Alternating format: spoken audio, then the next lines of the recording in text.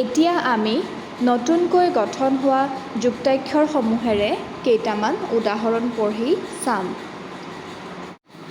প্ৰথমটো শব্দ দিয়া হৈছে সিন্ধু, দন্ত্য স হৰ্ষইকাৰে সি, নয়ধয়ান্ধ হৰ্ষৌকাৰ সিন্ধু।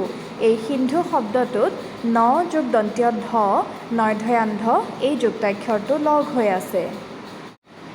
ইয়াৰ পিছত আমি হিন্দু শব্দটো পাইছোঁ, হত হৰ্ষইকাৰে হি, নয়দয়ান্ধ হৰ্ষৌকাৰ হিন্দু।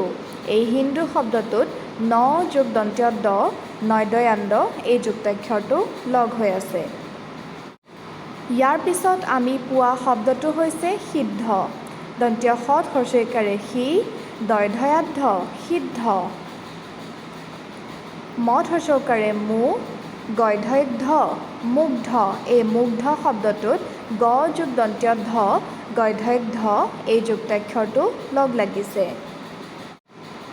ইয়াৰ পিছৰ শব্দটো হৈছে স্তব্ধ, দন্ত্য সৈত ষ্ট বৈধয়াব্ধ স্তব্ধ। এই শব্দটোত দুটা যুক্তাক্ষৰ লগ হৈ আছে, দন্ত্য স যোগ দন্ত্য ত সৈত ষ্ট। ইয়াৰ পিছত ব যোগ দন্ত্য ধ বৈধয়াব্ধ এই যুক্তাক্ষৰটো লগ হৈ আছে। ইয়াৰ পিছৰ শব্দটো হৈছে আনন্দ, আ দন্ত্য ন নয়দয়ান্ধ আনন্দ। এই আনন্দ শব্দটোত নয়দয়ান্ধ যুক্তাক্ষৰটো লগ হৈ আছে।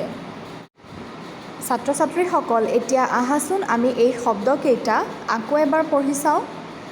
সিন্ধু, হিন্দু, সিদ্ধ, মুগ্ধ, স্তব্ধ, আনন্দ।